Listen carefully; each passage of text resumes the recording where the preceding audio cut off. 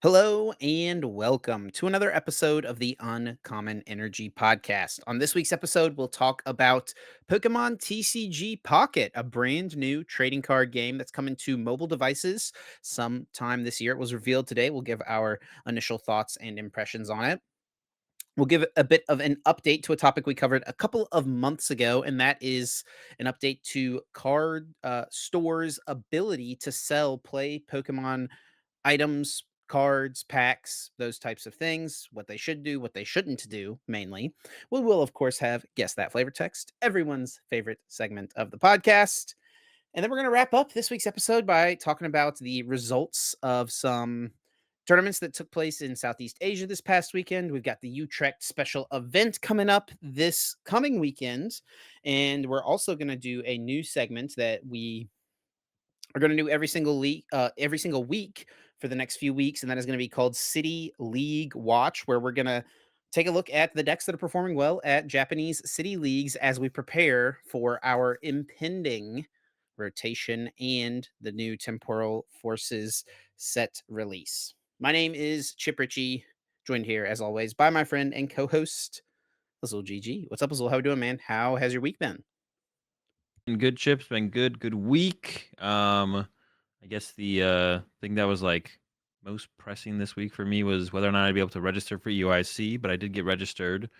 Um, got in on the first wave. Felt pretty comfortable, and yeah, not as comfortable for everybody. I guess that's something we could like talk about. Is yeah, it filled up. Actually, I'm curious now where we're at with that. That's crossing my mind. I actually don't even know how. I think it's quite a fit. It's full. Wave two It filled filled up up. basically both waves filled up basically instantly, right? Yeah, I got in on the wave 1. I'm pulling it up right now, see how many people are registered. 3,100 even, and that's all divisions in the TCG. So we're probably looking at, 25 like, plus. 23 27, I was gonna say, Masters. Um, it feels like there's not ever, like, more than, like, 200 spots given to well, actually, that's not true because we recently had the first day too We for did. senior how many spots do you need for that? 200 You need and 228 spots to trigger day 2 Swiss. so I feel like they probably gave that to the seniors again, right? Like, at least I would hope like, so, gave yeah. them the chance. So Yeah. maybe we're more looking at, like, 300 senior slots, 200 juniors, and then, the rest masters. So we might see a day 2 for the seniors as well, the second day 2 for seniors. And that's probably to be honest, going to next season, as long as the space allows for it, that might just become the norm, which is pretty cool to see, to be honest. Yeah, it's pretty wild. So many people registered in such a short time frame for the tournament. It makes you wonder what like, if it was left to just be uncapped for, like, a week, let's say, you Yeah, know, how big could it possibly have been? It's pretty wild to think about, yeah. honestly. We really don't, like, know those numbers anymore, right? Like, we know the, immediate well, that's not true. I guess for, like, something like was it Charlotte? Not Charlotte. No, Charlotte, you could have registered for a while, right? Yeah, Charlotte Yeah. didn't, like, super sell out fast, but they had But a but ton of space. but it's like but I feel like because of the fear of everything selling out instantly, everyone who has any, like, thought about potentially going, they try and register, um, like, on the drop. So, like, there's no, like, natural filling up of the event really, because it's Mhm, like everything is so there's, like, a panic around, like, registration right now in the Pokemon TCG for the most part. So, like, in the past, you would see stuff because like, there was that one year that nationals filled up, like, 2 weeks before nationals happened, and everyone's like, "Wait, what? All of a sudden, I can't register?" And then mm. there was, like, quite a few people, who had, like, thought about going, planned to go, just hadn't registered yet. All of a sudden was like, "Well, now you can't register anymore." And that's, like, the first time that ever happened. So it's like, Because now you it's such a always like, I remember my, like, first regionals I went to, there were people waiting in line when I got there to register and pay, like, the day yeah. of the tournament in person.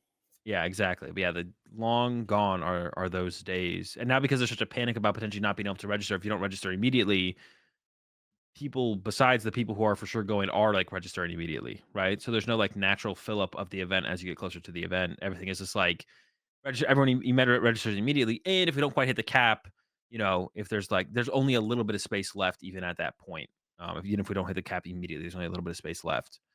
Um, and actually makes it's actually curious. I saw some people discussing this kind of stuff on Twitter because of EYC Reg, and one of the interesting um topics that got brought up around it was the idea of there isn't infinite we don't have infinite space at convention centers, right? Like, theoretically, if everything just keeps growing and keeps growing and keeps growing, then we will get to a point where no matter how big the convention center is, we're gonna fill it, right? Mhm.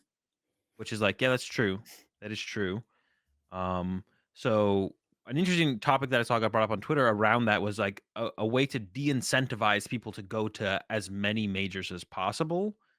Um, which is curious, but I feel like that's like in the future that almost might become the plan, like, or something that you would wanna look at doing is because if, like, we get to the point where we get every hall possible in the, I don't know, Indianapolis Convention Center, and then we still have more people who wanna register, like, the idea of, like, de-incentivizing people to wanna register, like, going to, like, just 1 or 2 throughout the year, the ones that are closer to you, instead of trying to go to as many as possible, Yeah, is interesting. I think Pokemon wants people to go to as many as possible. That's what it Well, feels they're like, at least. Well, yeah, but if they're always capping, then it's like, okay, then it's like if you already meet that goal, then, I mean, I um, think if that I mean, first off, I think we're, like, are a a long ways away. pretty long ways away from that happening. I mean, those Yeah. some of these convention centers are massive. They can Yeah. handle tens of thousands of people, right?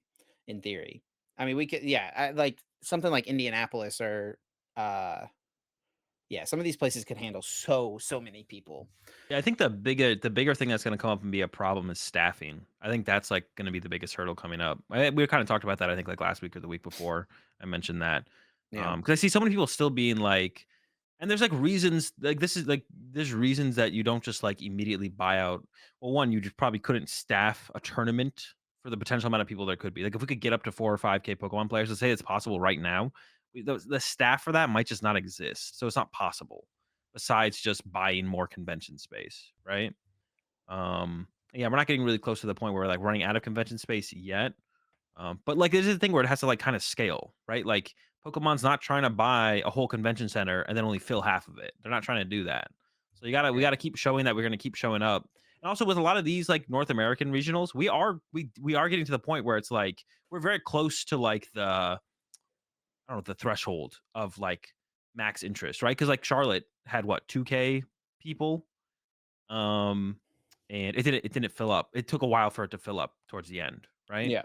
So, like, in North America, at the very least, we are reaching the threshold of current interest, and I'm sure the interest will grow going into next season.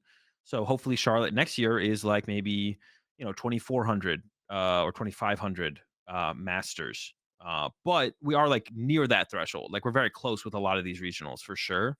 So it's not like there was 4K people trying to show up to Charlotte, right? So we're not like that Yeah. far off right now. So I think the state of growth that we're currently at is on a pretty good pace for the regionals. I guess like the ICs are maybe something where it's like it would have been maybe nice to see a little bit more space if it was possible, if the staff was there, if the staff would have been available, would have been nice to maybe see, I don't know, 4K total across all three divisions in the TCG or something like that instead of 3.1. Another thing I saw was people talking about ways to de-incentivize people from signing up just to get the, like, competitor swag kit, because that is Yeah, something that also happens across, like, really all 3 games, right? Go, TCG, and VGC. just It's not collectors, like man. a massive number. I would probably guess, like, 100 or so across all the games, maybe 200. That's, like, just a total shot in the dark guesstimate, Yeah, but because you have to, like, show up and actually go there instead of just yeah. buying it from a competitor in secondhand market, right? Instead of just going on eBay after the event. You'd have to, like, pay the entry fee, show up to the event, get in line. Yeah, but if Have you're some like a, if you're some European, Pokemon. if you're Oh. someone who lives in the UK, like, train to London's not too bad. Yeah, yeah, yeah, it's true. But yeah, it's like if these people are just collectors, not even players, like, the Pokemon tournaments, if you're not a player or a fan of any of the games, they're not really it's not truly like a convention, although we've kinda talked about those, I especially don't like think the we're far away ICs. from it being one, man. Yeah, I think especially like the ICs and stuff, I think would be cool to see them more geared towards not just a tournament, but like a celebration of Pokemon, which is I feel like what they were trying to do as much as possible with Worlds, the last couple years. Yeah. I At think least they've been I think that succeeding at that, honestly. I mean, yeah, they yeah. they do rent out way more space than just the tournament hall that we see, right? Yeah, yeah. They've got the pop-up Pokemon Center, right? The Play Lab is dedicated to a ton of space as well, getting people into the game, which is a great thing to be doing as well. Um, I don't know. I mean, like the foot traffic in and out of the tournament. Like we're looking at competitors for the event, what? I don't know what the VGC and Go numbers are exactly. I mean, we're probably around 5,000 to maybe a little bit more, give or take 500 or something like that. I don't know for sure. Competitors between all three games plus Unite as well. Oh, United's gonna Um, be here as well? yeah, Are they Unite's going to always be at at the the UIC. ICs? Are they always at all the ICs, or they were not at LAIC, They right? were Or not at no? LAIC. Okay. Were they at They were at NAIC last year? NAIC last year. Okay, okay. I have never known They have them. been at the most recent EUICs and NAICs, I believe. Okay, okay. But Seems yeah, there's going to be like 5,000, give or take a few hundred competitors. And then on top of that, I mean, spectators, it's probably at least that number, maybe even up to double that number, honestly, of people coming in and out of the venue throughout the weekend. Like, there's a lot yeah. of people coming to check these big tournaments out. And I think that is another issue that has kind of presented itself is like there are so many people who are interested in coming and checking out what this Pokemon tournament is, who are not necessarily people who want to play and compete, that it's almost like Pokemon has to find something for all these people to do with their time, right? Yeah, yeah. They wanna keep them interested, they want them to come back to another one. So, yeah, I think, like, making it into a scenario where, like, especially the ICs and Worlds, of course, for sure, like, more into more of, like, a, convention as opposed to just a tournament. For regionals, I feel like it's a little bit less necessary, but doing Yeah. more with that stuff doesn't hurt either. Um, but yeah, making the ICs and Worlds a little bit more special in those regards, and making it a little bit something more for everyone who enjoys Pokemon, not just like the competitors for the games. I think is like a good direction to be headed, personally. But yeah, that was EUIC registration. Of course, some other topics came up around that, of course, with it selling out so quickly. Reoccurring topics, I guess I should say. We've seen these topics before, we've discussed them We've before. talked about them at length for Um, sure. yeah, and I just think the biggest thing that people forget, I think the number one thing is just like when people are like complaining about why didn't they just get more space? It's like, all right, the first thing we have to look at is like, is there a staffing issue or potential for staffing issue? And it'd be cool to see some more transparency on that, of course, and then being like, okay, like one of the reasons maybe numbers aren't as big as we'd like is just because of staffing. But if that's not an issue, then it'd be cool to see them continuing to grow the numbers. But I think the numbers have still been growing at a steady rate. Like, what are we up from EUIC last year? I'm actually curious because we're up. What I say it was 3.1 now, so we're predicting what EUIC 25 last year was 1,500 players. masters. Yes. That's it. So Yep. we're up a K. Yep. All right, well, there was probably some no-shows, but it's roughly 1,000 more players, which is what, like 66% we Yeah. increased. Pretty wild. That's a big increase. Like, I don't know what players kind of expect. Like, we have a massive growth phase right now, but like a year or 2 years from now, it's gonna taper. Like, it's not gonna grow at this rate consistently. Like, we have a massive growth rate right now. We're going up.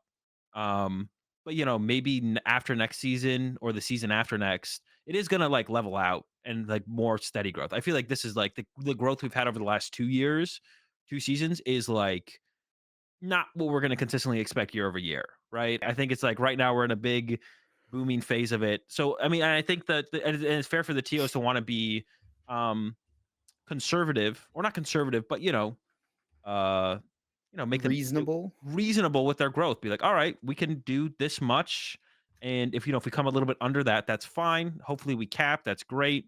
And if we don't, if we come a little bit under that, we're comfortable with that. We can't expect TOs, whether that be TPCI or Overload or Day Two or any of the European TOs. We can't expect them to just like buy out the whole venue and be like, it's basically uncapped. That's not like reasonable for us to assume. So I don't know. Like I said, I still think we have a good back and forth. I still see the constant complaining on Twitter about this, but I think there's a good back and forth of like we keep showing up, they keep giving us more venue space. So at a reasonable rate. It's not like a 1% increase or something like that. So this is literally a 66% increase. Like that's a big number. I think that's good Yeah. enough. I think that's good enough for this UIC. We'll see what we can do we'll see what they give us for NAIC, I guess. Um, but I guess another thing that happened over the weekend had the show match. Chip, you joined me I did. casting that. That was a ton of fun. I had a ton of fun with that. What do you think for how it went down with like the conquest format and all that? Yeah, it was a lot of fun. I appreciate you having me on. It was definitely a blast. I really do enjoy that format. You know, good players all racking their brains together trying to find the best plays and stuff like that. I think the quality of our games that we got was probably a little below average, right? Yeah, below We average did for have sure. some really exciting games, I think. Like that Gardevoir mirror match was super interesting. Yeah, that was The a good way the one. American players approached it, maybe a little what we wouldn't have expected, but Yeah. it was a lot of fun. It was a lot of fun, and ultimately Australia did get the win. The US boys could not bring it home for the homeland, for the for the good old US of A, but the folks down under were able to take care of it. Natalie James and Brent. And it was in it went all the way to game 9, which is always Yeah. exciting and what you hope for, something like this, that you want it to be as competitive as possible, right? Yeah, all the way down to game 9, and it was a pretty close game. Um, there was some plays definitely worth discussing after it was all said and done for sure, in the game 9, but it ended up being a lot closer than we thought for how it started too. Like, I thought it was just kinda turn 2 Zacian, KOing a Snorlax. It's like, "Okay, I think this game is over." But, yeah, was able to kind of I was gonna say the Americans were able to start to bring it back, but they just kind of sat there and did what Snorlax does, and just like we're like, all right, counter catcher, all right, counter catcher, all right, boss. And then it was like it did get to the point where it almost felt like it built up to the point where there was the potential for the comeback. Um, but a pretty cool combo at the end, closed it out for Australia. They got the dub. Yeah, really big. Or really enjoyed how this one went. Really liked that how it went. I was pleased with it, and I'm excited for my next one. Next show match showdown going to be happening next month. Yeah, appreciate you having me on again. And yeah, it was a lot of fun. Um, but yeah, let's go ahead and hop in. Yeah, now that we're 16 minutes into the episode, let's hop into our first topic, which is the Pokemon TCG Pocket uh, mobile game that was announced this morning. So, yeah, for those who don't know, this morning, I guess yesterday, if you're listening to this episode the day that it comes out, was Pokemon Day. And every single year on Pokemon Day, they do a Pokemon Presents live stream where they show off a bunch of information about new upcoming games. One thing I will say is something we talked about last week that we expected was information about the World Championship dates, because that's what they Yeah, gave us last year on Pokemon Day and the year before. and the year before, and they did not give it to us. And so I've seen a lot of gripes and complaints from people on Twitter, and I think rightfully so, of people being like, "What the heck is going on? Worlds is coming up. This is a big trip for a lot of people. People need to plan, Yeah. budget, and book flights, book hotels. Those things get more expensive the longer you wait. Why don't we know when the World Championships is?" And we still don't know exactly when the World Championships is. Yeah, still have no clue when it's happening. I mean, it's like we're guessing it's gonna be in August, right? Because it's been in August a lot, maybe almost every year. It's been August. There's probably been a year where it's been in July or maybe September, I would imagine, at some point throughout the history. I think every time I've ever gone to the World Championships has been in August, though. Yeah, I think so. Yeah, But NAIC this year actually did have a pretty big shift, even back to its like nationals days, where it's actually at the beginning of June. Um, so that's actually a little bit different, which did lead me to think is like maybe we will have Worlds in July then. If we're like having NAIC this soon, it's definitely possible because usually NAIC is the first week of July or a week or two into July. So that's something I was thinking would be possible maybe, but I think it'll probably still be in August. So there's going to be like a decent break then between NAIC and Worlds. But yeah, no dates yet. I would assume that means it'll probably be coming soon, and there was probably some hiccup that led them to not announce it with the Pokemon Presents because they've done it the last 2 years. Has it been more than 2 years, or is it just the last 2 years that they've done it? I think it's just the last couple of years. Is it just, like, post-COVID that they started doing it? Yeah, Okay, that yeah. was the first So time I remember seeing like play Pokemon related things in the Pokemon Presents. that makes me assume that they would want to have done it again. There probably is just some hiccup that prevented it, so that means, like, hopefully in the next couple weeks that they do come out with those dates. Because yeah, especially, like, for the people who are coming internationally, and there's gonna be a lot of them. They wanna get all their stuff figured out. But yeah, there was a bunch of other announcements. There was some stuff about some of the other mobile games: Pokemon Go, Pokemon Masters EX, Pokemon Unite, Pokemon Cafe Remix. The big announcement about Pokemon TCG Pocket, we'll talk about here in just a moment. But I think kind of the big overall announcement to the majority of Pokemon fans was definitely a new Legends game, which is set to come out in 2025, which is Pokemon Legends Z to A. taking place back in Kalos. These are words that mean absolutely nothing to Azul. Well, I've heard the word, the region Kalos before. But I think the kind of big thing that I did get a few TCG people talking on Twitter after the fact was the little reveal at the very end of the Mega Evolution symbol. So Mega Evolution returning to the main series games, and then the cards that we get in the Pokemon TCG are usually closely related to what happens in the Pokemon main series games. Yeah, So is the stage being set for the potential return of Mega Pokemon in the TCG? probably, right? I think, like, I don't know why we wouldn't get Mega Pokemon if it's, like, gonna be something that returns to the video games, like, it just kinda makes sense. We've always kinda, like, had it. There's no reason for us not to get Megas. So we'll probably getting Megas, but this would be like, um, man, I don't even know. It's 2025. When would it be will it be the first set of 2025 in, like, It'll January we be get the probably first Mega? mid-2025 most likely.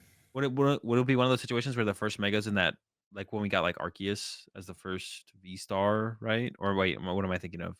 No, yeah. Um, or like when we had the big cat, Meowth VMAX, remember that? As the first VMAX? Oh, yeah, yeah, yeah. Are we gonna get a That's Mega like usually that? no, so, like, the Meowth so what Azul's talking about is, like, whenever a new game mechanic releases, usually there's some, like, promo card that comes out before Yeah. that becomes, like, the first, uh, of that type to exist. And actually, I don't think they did that for EXs, did they?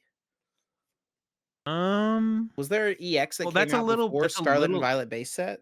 well, that one's different because it's like a new, they usually don't do it well, they did it with tag teams was, like, in the middle of GXs, right? Remember because we got the Snorlax Yeah, yeah, yeah.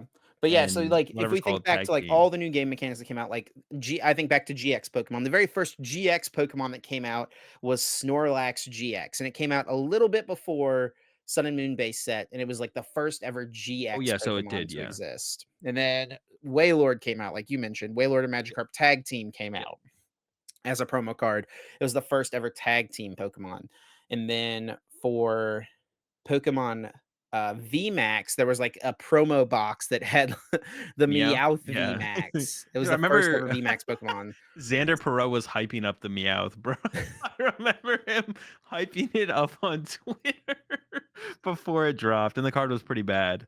And it didn't like, these cards are, like, never out that long before, like, the main set of that mechanic drops, right? Yes. So, there's not that much time to, like, play them while no one else is playing them, but, yeah, Oh, will we get that for a Mega, you think?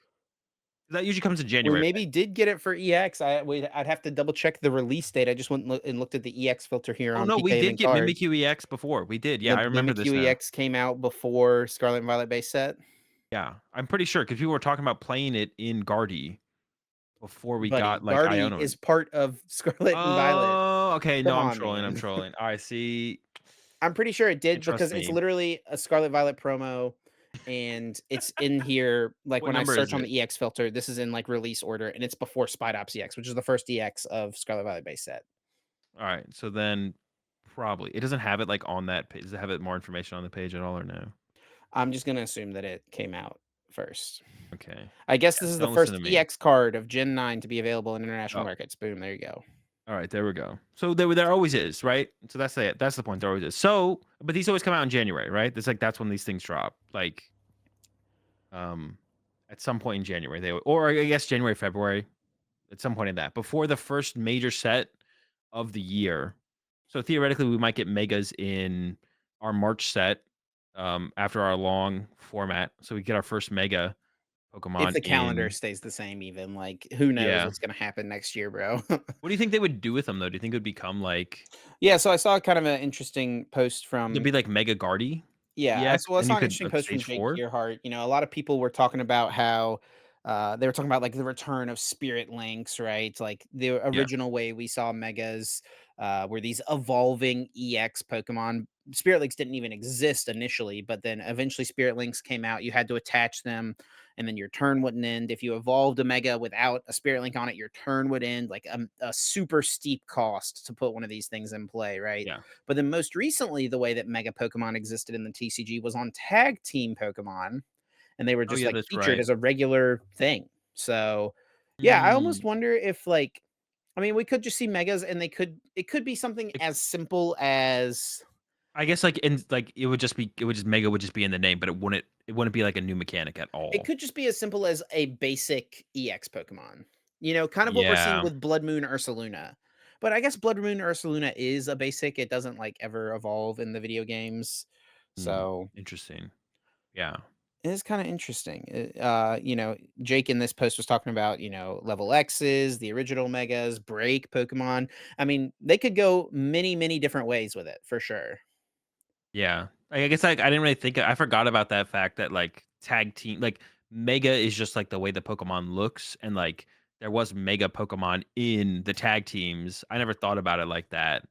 Yeah, But yeah, but it really is remember just a remember, name. tag teams were all basic Pokemon, Yeah, right? yeah, So they tag teams are could all be basics. Pokemon that were evolutions in the game.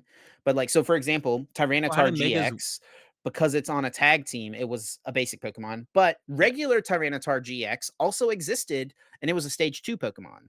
yeah, yeah. How do So, Megas work in the video game? Like, yeah, so in the video game, I mean, it's just like the Pokemon that it is, it has an item equipped, a Mega Stone, or, oh, and that in the makes it TCG, Mega. we have the Spirit Link. In the video game that this is one of the biggest questions.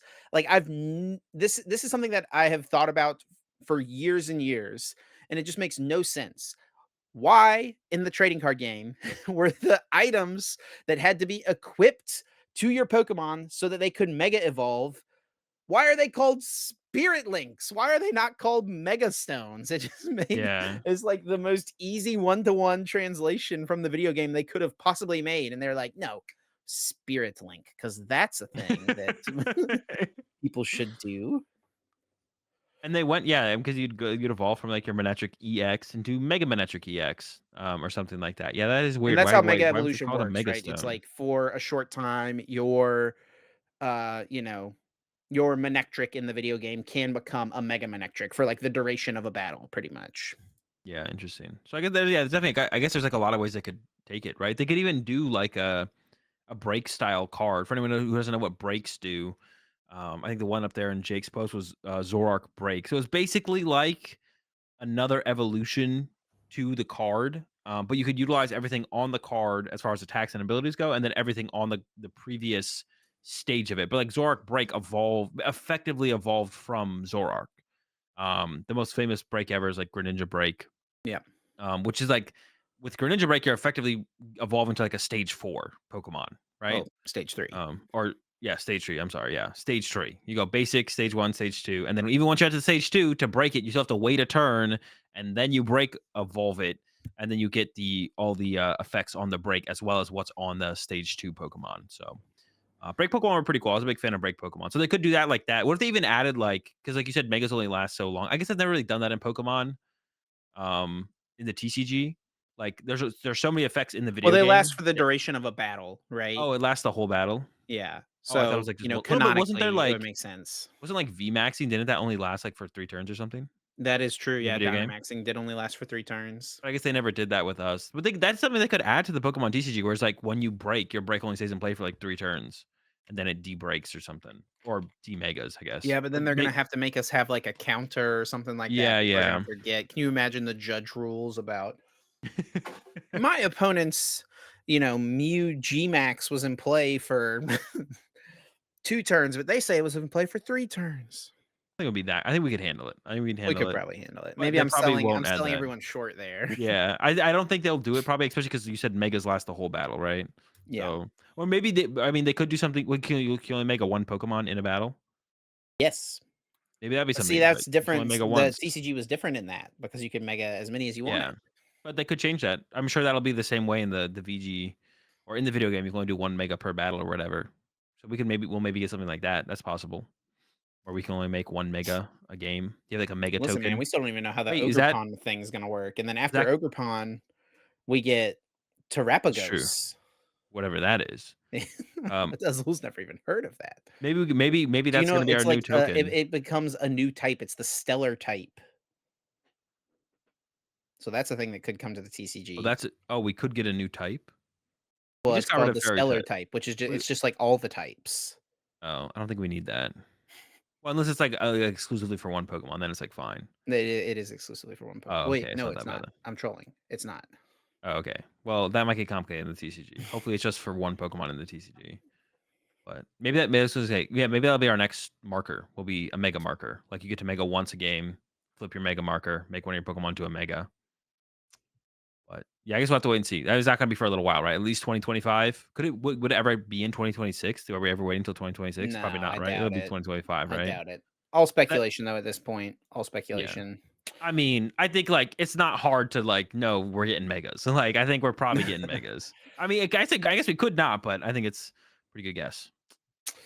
Well, I think the biggest thing that the listeners of our podcast are going to be most excited about in regards to Pokemon Day and Pokemon Presents was the announcement of a brand new Pokemon trading card game, mobile game called Pokemon Trading Card Game Pocket, which is set to come out. It just said coming in 2024, sometime this year. We're getting this game.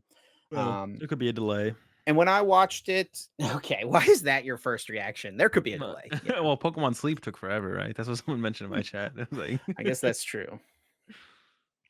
Um, I'm hoping there's not. I don't want there to be a delay. I'm just saying. Like, and I've got to admit, when I woke up and watched the or not woke up, but like this morning, I watched the live stream whenever this was happening. And when I watched the beginning of this clip, this video, and then this kid's phone lights up and it said, "You got a pack," I was like fist pumping, dude. I was so amped, so what do excited. you I'm think like, it was gonna what is be? this? Huh? Oh, I was gonna say, what do you think it was gonna be? You just I like just you just knew it got was gonna be excited? it was something trading card game related. I saw all Yeah. these boosters flying around.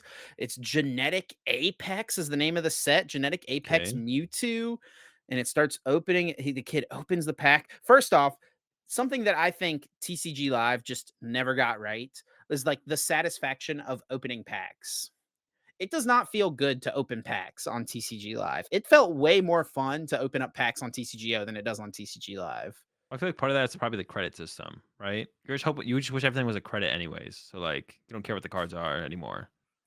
But But like you're very excited to get quickly, good cards in PTCGO because then you didn't have to go trade your packs, your other packs. yeah, that's probably part of it. But I mean, just the opening system just felt better. I don't know. Reveal of all the cards, and then you got to click your, good cards one at a time at the very end.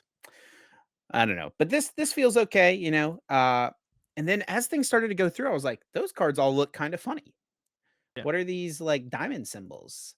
And then, they get into it, they show you more of the packs and stuff like that. They show you cards that don't exist.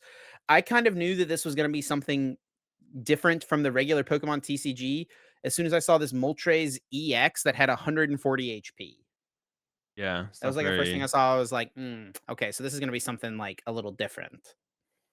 yeah, so it's And been basically, for those who don't know what this game is, it's like a collecting game, and there are Pokemon battles in it as well. Quick battles is what they called it. And the interface looks pretty similar to TCG Live, to be honest, from the yeah. brief clips that they showed. But there's actually kind of a lot to dissect here with this game, or with this like kind of image that we can see here. But yeah, first off, I just think like this overall feels like it's a little bit less exciting for someone like me and Azul. We like the competitive aspect of the TCG. We were hoping for something a little bit better than TCG Live. It's a game that's had plenty and plenty of problems. Um, but I think that this is a game that is made for a little bit different of an audience than me and Azul. But, as someone who still likes Pokemon cards, you best believe I will be playing this game a lot still. Yeah, I mean, I'll definitely pick it up and try it out as well, especially if like the competitive or like the gameplay interactions are still good and there is still like some strategy to the actual game. It doesn't just feel like you're playing a bunch of theme decks or something like that. But it is all like built around like this. It's like the same Pokemon mechanics, but it's played differently, right? You still have HP, you still do damage for energy attached to your Pokemon. But like the Gardevoir card references like an energy pool, right? As Energy opposed Zone. energy zone, as opposed to like attaching energy for turn. And then I think I think I saw people mentioning that you only have to instead of prize cards, you just have to take 3 knockouts, right? Yeah, there's, Um, like, counters here below the hand, above the hand right here that show you, it like, how would many be knockouts you've scored as opposed to prize cards. Yeah, it'd be kind of funny if on top of not having prize cards, which a lot of people bring up as something they don't like about the Pokemon TCG, which I don't think is actually that bad. I think the prize cards thing is fine. So, and then if they also give you a mulligan, an optional mulligan in the game, it's like all All these the things things that that people have, like, been wanting. yeah, it's like all these things that it feels like other card games have already kind of like it's like something that Pokemon feels like maybe it's a little bit behind on. No optional mulligan. The prize card mechanic I don't think is that bad. And even we see like newer card games like One Piece effectively has like a prize card mechanic, right?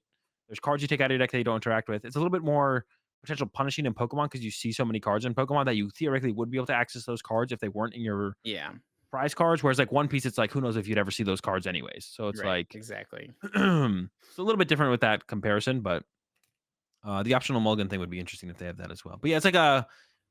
It feels like, I mean, it's trying to do a lot of things, right? It's supposed to be like this collecting game where you're collecting cards that just don't exist in real life. It's all these digital exclusive cards, and you can trade. And then they put like a little bit of a battle simulator with the cards together, where you can battle people online with them in a game that uses the Pokemon TCG mechanics, but has cards that don't actually exist in the, like, actual physical Pokemon TCG card game. Yeah. I saw someone on Twitter say this feels like a spiritual successor to the original Game Boy Pokemon TCG game Yeah. from, like, way back in the day. And yeah, to me, this almost feels like Pokemon's version of Duel Links, to be honest, because Duel Links for Yu-Gi-Oh!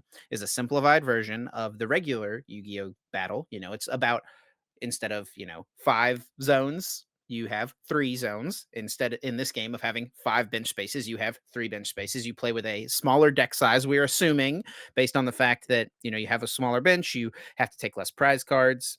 Um, there are Play safe. digital exclusive cards. And one thing I will say about the digital exclusive cards with immersive cards here, like it does look like they're kind of latching on to the fact I think like the development of a digital trading card game that is tied to a physical card game is going to just be much more limited, right? Because what you do in Yeah. the digital card game has to be tied directly to what is actually happening in the real world. But when you disconnect the two things, you get a lot more freedom as the digital, game developer. And we've seen that they're already kind of doing that with these immersive cards. Obviously something that could never possibly exist in real life, but is super cool and unique for the digital game. Yeah. I can't wait to I joked about this on, on my stream earlier. I was like, imagine if they, it's a good thing none of this is, like, NFT based. We don't need the crypto bros involved. Um, Yeah. but I'm sure Well, we'll you can we'll trade get the there. cards. I wonder if you have to be, like, in person to trade with people. Yeah, I'm not sure, but I'm sure we'll get That's their how it 2 is in cents Pokemon on, Go, you have to be within a certain distance of people to trade with them. yeah, I'm sure the crypto bros, the NFT heads will put their 2 cents on this as the how much better it could be if it was all in the blockchain. Um, the But yeah, one it's like thing a I'll say about this kinda based on what we've seen so far is kind of my main concern is that this is gonna be something that people try out for a little bit. They maybe collect their 2 free packs a day, because that is something that they advertised. You get 2 packs a day at no cost. So this implies that there is a way to have a cost that you can buy packs. yeah. I'll talk more about that in a second. But the thing I'm most worried about is that this just becomes like a fun thing that people do for a minute and then they just move on. And I think that something that Duel Links did that no Pokemon TCG game has done since the original Pokemon TCG Game Boy game is really have a story mode to play through. I mean, TCGO had kind of a little bit of a story mode. There was like, AI trainers you could play against, but it was pretty limited and pretty brief. Um, there's nothing like that in TCG Live, and we've seen nothing like that in this yet, which I think is the biggest disappointment. I think it would be more interesting as opposed to playing against other people. Honestly, like if they're going to do like an abbreviated TCG game like this, I think it would be more interesting if they just made it a single player experience. I could see it. I mean, I think having both because like Duel Links Well, yeah, wasn't just a sure. story mode, right? It was both, right? You do have both in Duel Links, yes. You can fight Yeah, computers, I think like both would follow be a cool. story, collect and earn stuff, and then also play against people. Coming up with cool. Was like the Duel Links like? campaign mode, single player mode, whatever? Was it difficult? Like, was there did you like No, not incredibly. I don't I mhm, there was I went through a phase a couple years ago where I, like, played a lot of Duel Links for, like, 2 weeks as someone who, like, never really played Yu-Gi-Oh! Before, and I got pretty into it for about 2 weeks and then kinda moved on. Um, I just worry that that's, like, what's gonna happen to a lot of people with this, and Duel Links at least had, like, that story mode that I could just, queue up and play a few games. I In those 2 weeks, I probably only played, like, less than 10 battles against real people. I was mostly just playing the regular story, collecting the cards, stuff like that. yeah. I mean, I'm though like a lot of people what I saw a lot of people talking about with this is how it feels. I don't know. People just seemed like almost like mad or frustrated at its existence in the fact that it looks better than PTCG Live.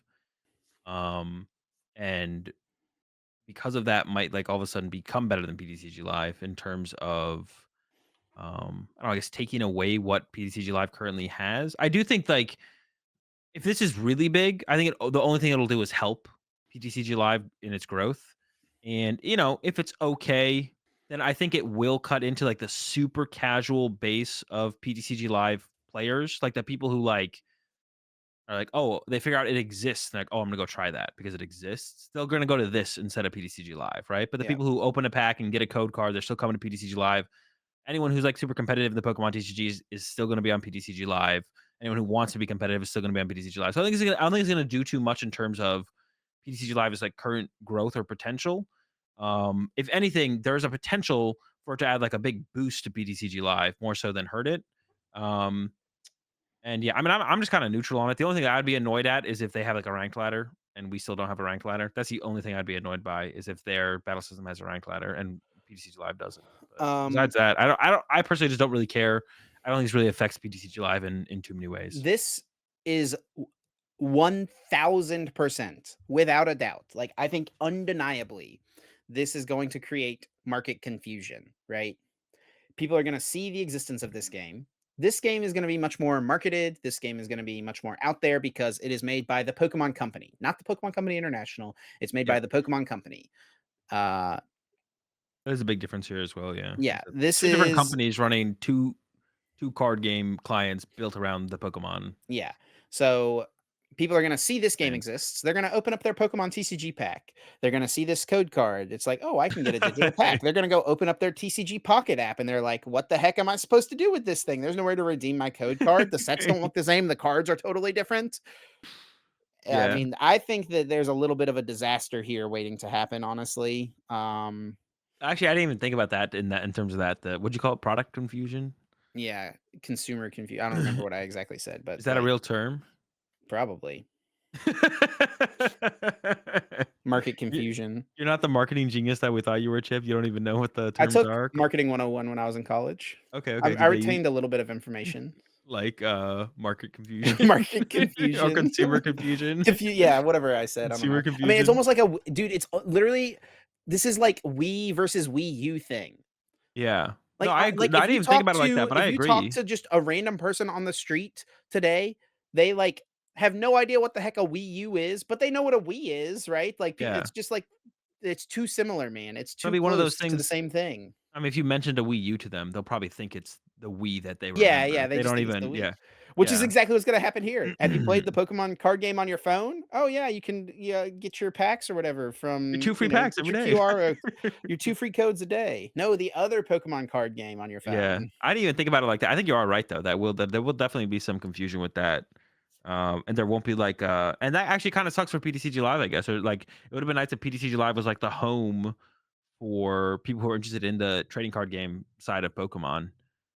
If this thing really blows up though, I think it could only help like Pokemon communities in general. I think we I saw something agree. similar happen with Pokemon Go, right? Pokemon Go was huge and there was a lot of people who gained interest in Pokemon and then they wanted to try out the card game or the video game or any of that and then they got more that's where like the Pokemon Go competitive scene came from. So Pokemon Go did a lot for the growth of Pokemon in general. This I don't know if it has that same potential as Pokemon Go. I mean that kind of feels like it was a once in a It's gonna be generation really type hard to thing. recapture the magic of Pokemon Go. Yeah. That feels like a once in a generation type kind of thing or even like once in a like lifetime. I Um don't know, it happened with Pokemon Go, and then a year later it happened with Fortnite. think those are a little bit different though, right? Maybe not? Is that like a I just mean, as far capturing as so many just people? like gaming things that became like as mainstream could be, really. Yeah, true, true. That's true. We're kinda just waiting on the next one of those, I guess. Maybe this is it? Been a little while. No. How long has Fortnite been out? Yeah, Yeah, I true. don't think this will be that big, so I don't think we're gonna get, like, that just, like, natural huge impact on the Pokemon community like we got from Pokemon Go, but there could be some, like, kind of bleed off from it. We'll see. When when the tide comes in, all ships rise, right? That's yeah, exactly. Good one. Did that come from your marketing 101? I I don't know, man. I've heard it somewhere in my life. I definitely didn't come up with it. Yeah. Um, so, I mean, yeah, I mean, I don't think I have anything else to say about it, was it Yeah, I don't think there was Pokemon any Presents? other gameplay mechanics to mention. I mean, everything had plus 20 weakness, no resistance as well. Yeah. But the core gameplay seems to be intact. Uh, We see a single trainer card? we There did I saw see some in a the few hand. trainer cards. Like Okay, the one is right one of the here. first people opened up a Brock out of their pack. It's a trainer Oh, card. so It's a wait, that supporter. It says take Pikachu one fighting energy from your energy zone and attach it to your golem or onyx. is pretty broken. That Pikachu is a base set artwork Pikachu, I just realized. That is Go another back. thing about this is that Is that what it did? they're introducing a bunch of like most of these artworks exist some in some Yeah, I seen other that Chansey before capacity. too. There are some unique ones like this Moltres, I think is unique. The Charizard obviously looked new and unique. The Pikachu, but there's like where is it? I think it was in the gameplay bit. You can see this Kangaskhan in the background right here. This, let me see if I can find it. It is like if you look up like most expensive Pokemon cards, That's it? That Kangaskhan? this is like the number 2 one is this Kangaskhan card, which was given as a let me I literally just googled most expensive Pokemon card. Uh and this is wait, I just saw it. Number 8. It's the Kangaskhan Hollow Family Event Trophy. It was never available at retail. In 1998, there was a Japanese tournament called the Kangaskhan Family Event, which Of pitted course. parent child teams against one another. If you won a high number of games, you received this card as a prize, which depicts a Kangaskhan with a baby Kangaskhan in its pouch. Gem Mint in 2023 sold for $175,000. Sheesh. So now we And just gotta then get it out it of the exists right game. there in this mobile game. Yeah, there it is. That's kinda cool. Yeah, I mean, um, if the thing is competitive at all, I'll definitely like if this thing is like if it's competitive at all and doesn't just if feel there's like any depth Pokemon. to it. Yeah, it doesn't feel just like Pokemon for babies or like themed decks, then I'll probably stream it a decent amount, to be honest. Especially if there is, even though I'll be disappointed if there is a ranked ladder, then that's like more incentive. Well, you might have to you'll have to get a setup to, stream from your phone or whatever. Yeah, I know, I'll have to figure It's a that out. mobile game. I mean, I think you can there's like you can like plug the phone into the PC. I think you can like Yeah, basically emulate there's it. pretty easy ways to do it for sure. You're a Yeah, smart lad, you'll figure it out. it shouldn't be too difficult. But yeah, that's, Pokemon TCG Pocket. I guess the other thing would be, one concern I did see so one of the companies that's involved in making this game is the company that also develops Pokemon Masters EX. And I don't know that much about Pokemon Masters EX. I've never downloaded it, never played it, but it's another mobile game, and I have heard that it is extremely cash grabby, what it feels like. To like really play the game adequately, you basically have to spend money on it. So, Yeah. I mean, this does advertise you get 2 packs a day at no cost, but 2 packs have what, like 6 or so cards it looked like in them. That's a lot. It's going to take you a week or so to build a whole deck. Yeah, I mean, I guess like the big thing for that would just be like that means they would be trying to make it more around playing than collecting if um to try and like incentivize the microtransactions, right? Like I'm sure the people who want to collect it all would still probably spend money on it, but if you're getting 2 free packs a day, like you'll get there eventually. Are you going to spend money on So it, Azul?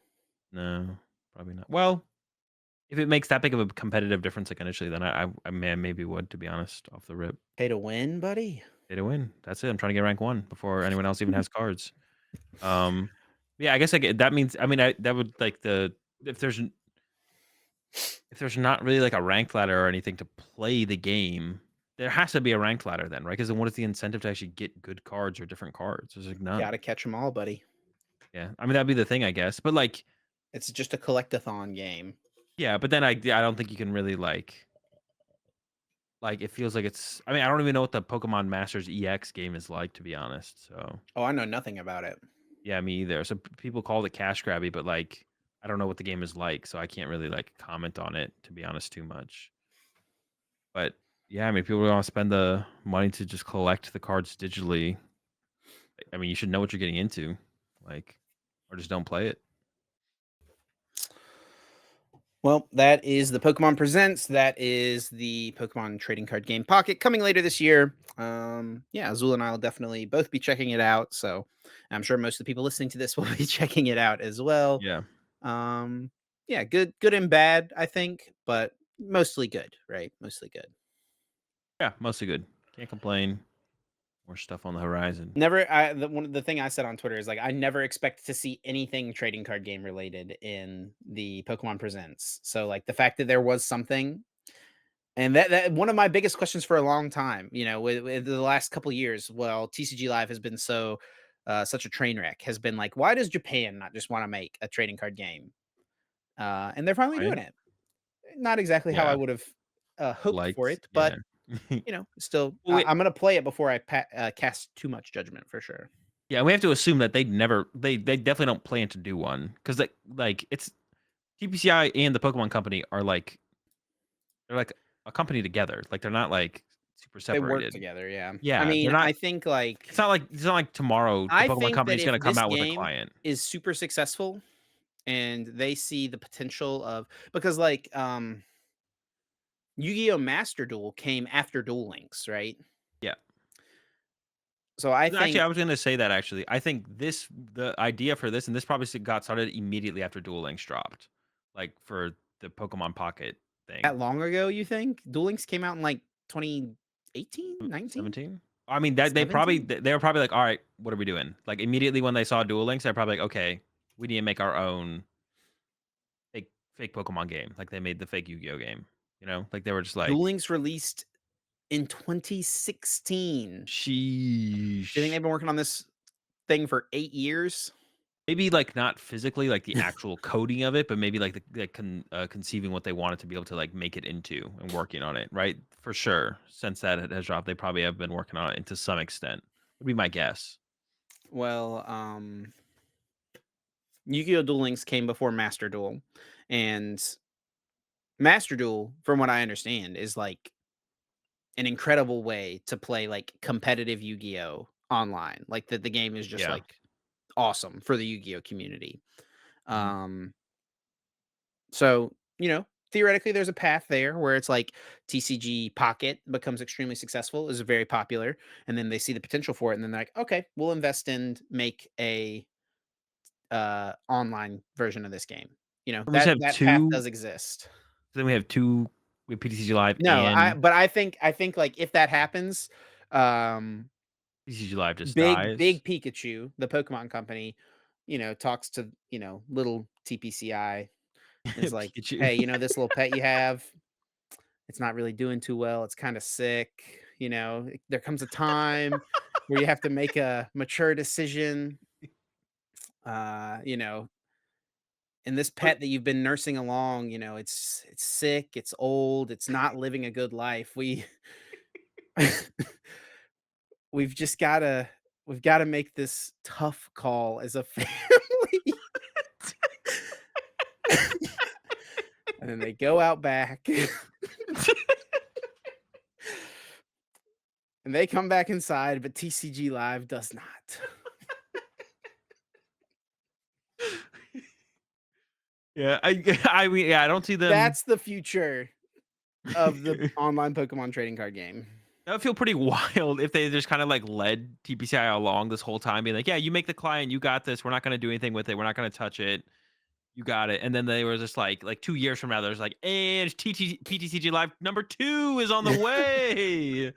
Like, that'd be kinda wild. I do see PTCG Live, as long as the Pokemon TCG continues to like thrive and exist for a long time, I do see PTCG Live getting replaced in like 10 years the way PTCGO did eventually, right? Yeah. It's just time to overhaul everything, come out with something new and fresh, start from the ground up. But it's not so much to like replace it. It's just like the only way that we can go forwards aggressively and become like competitive and have like a something that makes sense in the current day and age is to like start from the ground up and like redo it, right? Like I kind of made an example on my stream earlier, like for anyone who follows esports, like they came out with uh Counter Strike 2 recently to replace CS:GO, and CS:GO's been around for like 12 years. But it's like at some point, it's not like they're trying to replace CS:GO, but it's just like at some point to like do something new and fresh. Like you kind of gotta it is a replacement of it, but it's not in the way where it's like we're trying to replace it. It's like it needs to be replaced. It's just Yeah. like to actually be able to Overwatch progress. 2, right? Yeah, Like well, that's literally just Overwatch. So that one's a little different, but but they yeah, just to do made you buy Overwatch again. yeah. Yeah, that one's different, but yeah, it's not like Call of Duty where they come with a new Call of Duty every year. They don't need to come out with a new Call of Duty every year. They just do it. But Yeah. yeah, like eventually, like PTCGO eventually had to be replaced for it to like actually be able to like hold like a candle to what we currently have in the current day and age. We just needed to start from the ground up again, and that was PTCG Live, and it didn't quite make the cut or where we need it to be. But like 10 years from now, like PTCG Live being replaced with a new client would probably just kind of make sense eventually. All the new technology and stuff that is hard to like implement to the current one is going to be changed. But yeah, if it happened in like 1 or 2 years, that would be kind of crazy. If or TPC was just like, all right, play the chip scenario, and then but Take yeah, TCG Live out back. we can go ahead and move on. Yeah, our next topic here, just a little bit of an update to something we talked about a few months ago. So a couple months ago, there was this like press statement or something like that sent out to Play Pokemon stores from the Pokemon Company International in regards to selling, Pokemon organized play or play Pokemon products and cards and things like that. So, the cards from the Pop series packs, the um gosh, what are they called? The play packs. What are they called now? Price packs? The prize packs, yeah, I just totally blanked on, like, what the heck those things are called. The prize packs, and even things like regionals mats and stuff like that, and there was just, like, this blanket statement put out that was like, you know, items from I think, like, the Pokemon Company's intention was, like, the prize packs, the play Pokemon packs and stuff like that, and the cards for them stores cannot sell them. But then everyone was like, "Well, what about the pop things from, like, years and years ago? What about the regionals play mats, the regionals promos, all these things like that, that we as vendors at tournaments buy and stuff like that?" There was, like, this big gray area people didn't understand. Well, Pokemon sent something out to, um sent out a guideline for the sale of play Pokemon products to stores and leagues this week. It was shared on Twitter by Rahul Reddy, who got it from Justin Bean, who in the reply said he got it from the area coordinator. So a little game of telephone here to get this information. But yeah, some more direct guidelines about what is meant to be sold and what can and can't be sold. So basically, the old stuff, the Pokemon organized play, the pop series promos and stuff like that, those can be sold. Anything prior to prize packs. Play Pokemon prize packs can never be sold by stores, no matter how they obtain them. Um, League stamped promos can be sold 3 years from their copyright date, starting in 2025. And then there's some more guidelines here about pre-release promos, league prizing, other marketing materials, and then non-league championship series items is this last bit here, kind of behind Azul's face. Non-league championship series items, no embargo, can be bought and sold upon release. So that would be things like the regionals, playmats, and promos, right? Yeah, yeah. I mean, I guess it's like just good for them to have like a guideline. Some of these dates are like super far out though, right? Like the pre-release staff promo stuff, 3 years from copyright date. When is the copyright date for that? Is that literally like the year they would be printed? Is that what that Yes, means? Yeah, that's 3 years afterwards. They can't sell them. Like they because just they're not no matter meant to how be they come. sold. Oh yeah, I mean, but it's like I guess it's just like it feels so weird to like babysit stores over this stuff when it's like if someone comes in is like, "Hey, I would like to sell you my pre-release staff promo," and there's like, "We can't buy that." Well, I guess you could buy it, you just can't sell it, right? Yeah, I don't yeah. know. It just feels so weird to like babysit stores like this. I think if there Well, was you like got to draw the legitimate line complaints, somewhere, right? You well, got to draw yeah, the but line somewhere. I feel like it could be on a case to case basis where it's like, all right, you know, players who are showing up to league aren't getting their prize packs or whatever prize packs aren't being given out how they should be, then it's like, okay, then they should crack down on those stores individually. This just feels like so weird and like baby city over like the stores. I don't know. I just feel like I don't know, it just feels weird. Like we're all adults. I don't know, I feel like we can handle it. I don't know. Yeah, It but the just feels problem weird. is like when there aren't guidelines and stuff like that, people do try to take advantage of them, right? Um, you know, Yeah, I don't know. it's easy to catch a store selling prize packs, sure, right? Yep. Can't do that. But it's a little harder to catch a store selling, opening up their prize packs and selling the cards out of the prize packs, right? Because who's Yep. to say how they Same. obtained those cards? They gave them out at league. They bought them from their But does players. it even list? Does it even list prize pack Yeah, cards though? league stamped promo, prize packs and onward. Oh, okay, okay. I see it They there now. cannot Yeah. sell league stamped promo Which cards. are prize pack cards. Yes, Yeah. 3 Okay. years Okay. from the copyright date, which would be Yeah. when they rotate out of the standard format. Yeah. I mean, I guess like the I said we're all adults here, but it is the adults who like were making this difficult. We're being difficult about this and doing this kind of stuff that put them in the position where they just want to have like a no. What's the thing? No something policy. What's the word I'm looking for? Oh, whatever. They're basically System. um the word's out there. It exists. They're basically not trying to put up with any BS. Like, it's like, "All right, we're just like, this is it. You guys put yourselves here, so now this is the rules." Um, but yeah, I guess they're shutting it down. I mean, I guess maybe it makes sense, but it kinda it's I don't know, it's just weird. That's why, like, it feels like it'd be better to have it on case by case basis because you kinda, like, making everything more difficult and ruin things for, like, other So some people. people are allowed to sell the promos they buy, but some people aren't because Because somebody opened up a bunch of prize packs. yeah, Yeah, which feels weird, but, like, I don't know. I guess maybe this is the best way to solve it, especially maybe it's, like, worse than I think it is. Like, maybe they have people investigating this stuff in the background. It's like, well, there's, like, they were finding 30%. out some random Yeah, store in like Kansas or something like that was just like they were getting shipments of thousands of prize packs and they were just ripping them all open, selling them on TCG Player. yeah, and especially if the number was high enough of stores doing that. Like, if it's, like, up to, like, 30%, that's a pretty big number that are, Yeah, like, breaking the rules, right? Maybe if it was lower in, like, the 5% range, then it's like, okay, maybe they would go out of their way to handle it on a case-by-case basis, but if it is just high enough, maybe it's just like, "Alright, we just don't wanna deal with this, and we're gonna shut it down, and if you're gonna break the rules, we're just gonna take it away from you." yeah, Which I guess is fine. It probably doesn't hurt the stores, like, potential profits or anything by that much anyways. I would hope not anyways. I hope they're not living off of opening prize yeah, packs. I hope that's not the difference maker here, but, yeah, maybe it's not as bad as I thought. Yeah, my initial impression of this is just feels, like, weird, in general, but I don't know, like, how, like, this kind of business stuff type works and stuff, like, works anyway. Like, if this is, like, common practice for, like, other situations like this with yeah. other. Most places cannot because this is promotional product, right? Yeah, yeah, yeah. Well, I'm wondering that, like, for, like, I don't know, You're does about to Magic say, have does this. Magic do X Yeah, does thing? Magic and Yu-Gi-Oh! Have these problems with stores, like, not using product how they're supposed to be using product in certain ways, like promotional product or stuff like that? I guess, like, maybe it's pretty common that this stuff happens just in general in different games or just kind of in kinda like the marketing space, I guess, more so in general. 'Cause as this is, like, they are, like, promotional items, right? Yeah. No, yeah, I Yeah. mean, it definitely happens, but I would say, like, the major so, like, I would guess, and I think this is a pretty safe guess, like, the majority of stores just do with the play packs what they're supposed to do, right?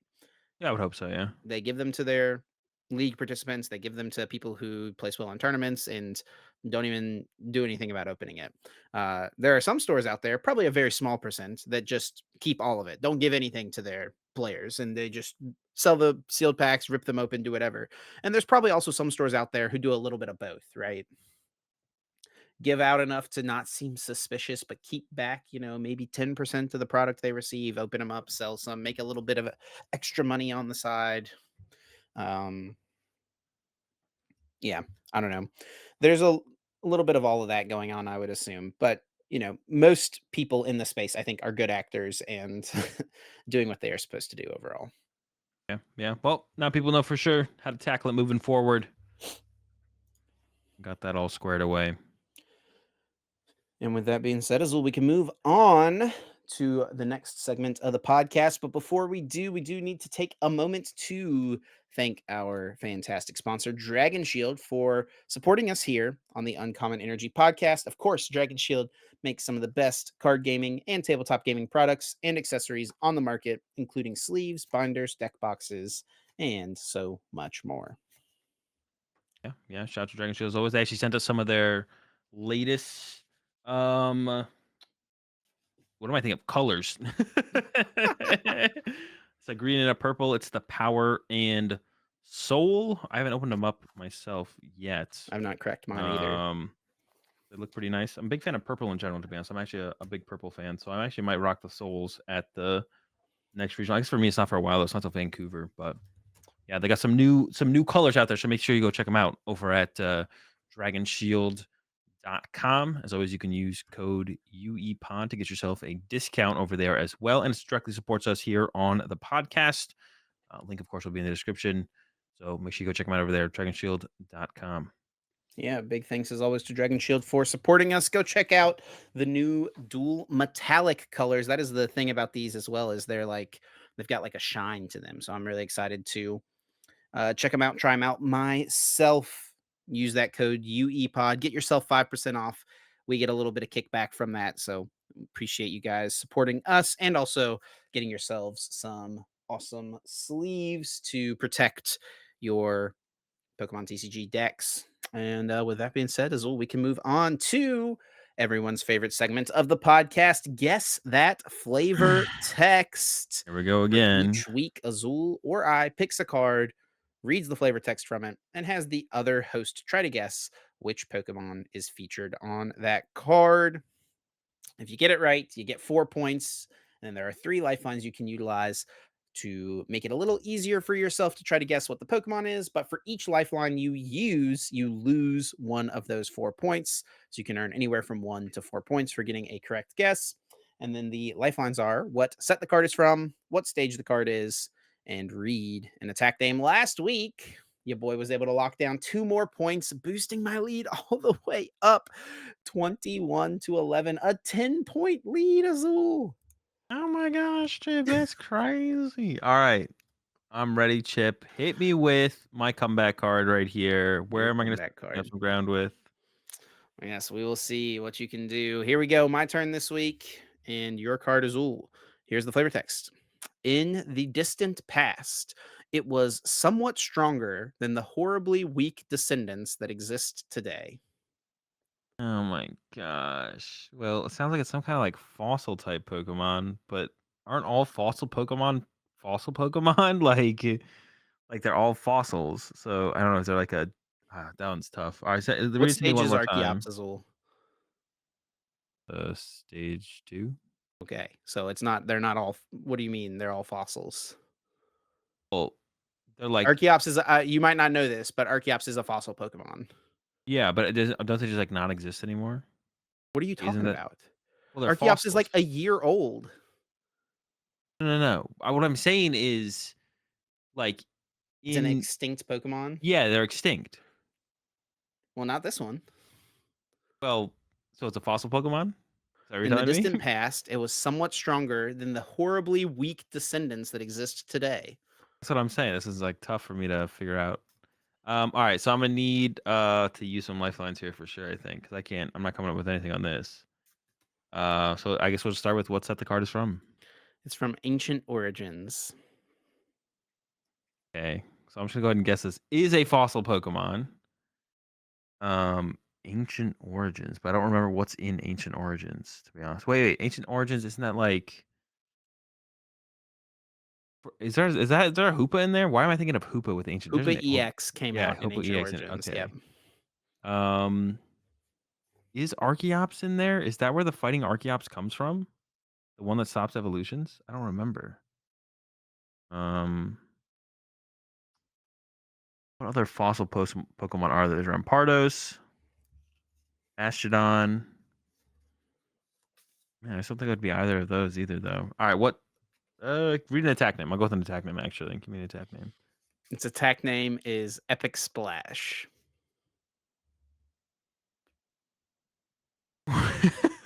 Isn't that just Magikarp? Is there another Pokemon that has an attack Epic Splash besides Magikarp? I don't think so, but there's no way it's Magikarp, right? All right, well, give me a stage. Give me what stage the card is. It is a basic. I mean, I got nothing then. Is it just but is there I think there is. Yeah, I'll go with Magikarp. Azul. Dude.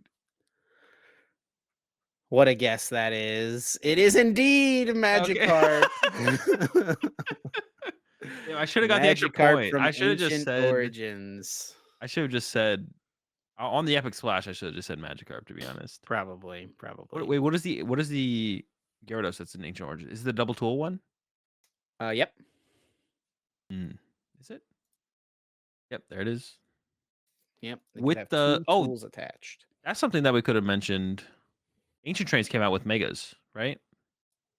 Ancient Traits came out after Megas. Oh, but they were only on Mega Pokemon, if unless I'm mistaken. No, that's not true. That's not true. But it Let's was look at kinda, this like, card real tied quick, with Azul. Let's look at this card real quick. yeah, yeah. Oh, No, no, no, no. Oh, yeah, but they were, like it was tied with, like, the Megas, Megas were there, we had Ancient Traits. yeah, this came out, With Megas, there was Megas, wasn't there? yeah, Megas were also a mechanic at the time. So are Yeah, Prism okay. Stars tied to Pokemon GX? Sure, let's do it. Well, congratulations, Next Azul. time You we get got yourself Pokemon 1 GX. point. I was a little worried that you were gonna lock something in. I knew when I picked this card that if you guessed the attack name, you would get the Pokemon correct. Yeah. Um, Shout outs to our buddy Jesper Eriksson and his silly little Epic Splash format that he's always begging me to play it. I assume he begs you to play it as well. No, no, Um, he's asked me a couple times, I just haven't had the time. I actually wanna play it. It does look like fun, but I have not played it there's yet. Yu-Gi-Oh cards in there, Course. dude. Yeah, there is. Well, now it's, like, not Yu-Gi-Oh cards, it's like they got the evolutions or something in there. So I if you know. get They've got you some lose some other gold. house rule in there. It's definitely a silly little format. For those who don't know, we're just not gonna get into it. It's just not worth it. Epic Splash, its own fun little thing, whatever. But I was really worried that you were about to lock in like some random fossil Pokemon I should have before known even too, using the because I rest of your know the lifelines. yeah, I don't know. I should have known the Epic Splash. I think the Oh, an Epic key Splash. here of the flavor text was the horribly weak descendants because Magikarp is like the weakest Pokemon. Yeah, so, like, Magikarps in the past were, like, not A little weak? bit stronger. I guess, yes. I mean, you don't have to be too much stronger to be a little bit stronger, I guess. That's, like, also a Exactly. part of it, right? So, okay, that makes sense, I guess. Yeah. All Alright, right, I can see it. Azul, you're back on the board. Your first We're here. points for 10 weeks? Something Been a like that. while. It's been a while, but we're Been a back. while. We're back on the board. Up next, got some tournaments to talk about. Start with City League Watch. Gonna take a look at some of the most recent winning lists. I think we should just look at winning lists here, right? I think that'd be the best thing to do. Yeah, I think that's fine. Yeah, so The city the leagues. next few weeks, right after Guess That Flavor Text, we're gonna do this. This was Azul's idea, City League Watch. Just take a look at some of the decks that are doing well in the tournaments over in Japan as we are waiting for temporal forces and rotation to come. So far away still. And if we're looking at some of these decks that have won City Leagues recently, uh, There's some crazy ones out there. there's some very interesting things. Let's just start with this most recent one though. Arceus Charizard.